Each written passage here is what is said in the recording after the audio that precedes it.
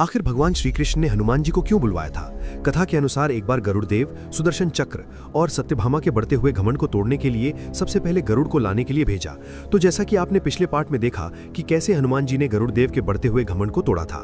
फिर क्या था, गरुड़ देव हनुमान जी से पराजित होकर उदास मन से द्वारिका नगरी की तरफ उड़ चले। लेकिन अभी हनुमान अपने आराध्य के भक्ति में ही लीन थे। लेकिन जैसे ही गरुड़ महल पहुंचे, वे ये दृश्य देखकर चौंक गए, क्योंकि हनुमान जी तो पहले ही महल में पहुंच चुके थे।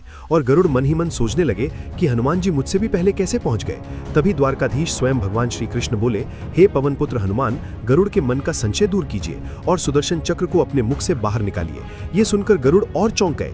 तभी हनुमान जी ने बताया कि जब आप आ रहे थे तभी एक सर से उल्का पिंड की तरह बादलों को चीरता हुआ गुजरने वाला मैं ही था, और जैसे ही राजमहल में प्रवेश करने के लिए मैं आगे बढ़ा, तभी द्वार पर भगवान कृष्ण का सबसे शक्तिशाली अस्त्र सुदर्शन चक्र पहरा दे रहा था। तभी सुदर्शन ने गर्व से कहा, मेरी अनुमति के बिना कोई भी अंदर नहीं जा सकता। लेकिन हनुमान जी तो अपने प्रभु राम के दर्शन के लिए ही आए थे।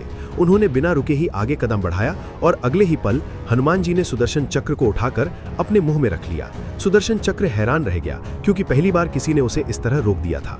और मैं सीधा महल के अंदर आ गया और फिर हनुमान जी ने सुदर्शन को भी अपने मुख से बाहर निकाल दिया। कृष्ण मुस्कुराए और बोले, देखा गरुड़, यही है सच्ची भक्ति की शक्ति।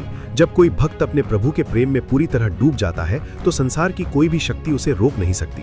ये सुनकर सुदर्शन चक्र भी शांत हो गया और उसने विनम्र होकर हनुमान जी से कहा, पवन पुत्र, आज मुझे भी समझ आ गया कि अहंकार से बड़ी शक्ति भक्ति होती है। इतने में रानी सत्यभामा भी वहां आ पहुंची।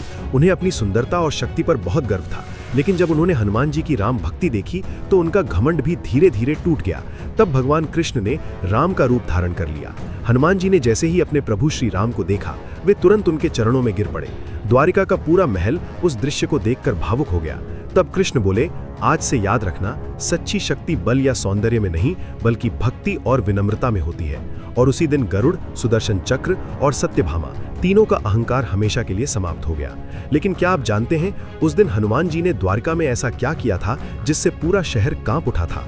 ये रहस्य बहुत कम लोग जानते हैं। आखिर क्या हुआ, अगले पार्ट में जानने के लिए इस वीडियो को लाइक करें और चैनल को सब्सक्राइब कर लें, ताकि इसका अगला पार्ट सबसे पहले आप तक पहुंचे। और कमेंट में जय श्री राम लिखना न भूलें।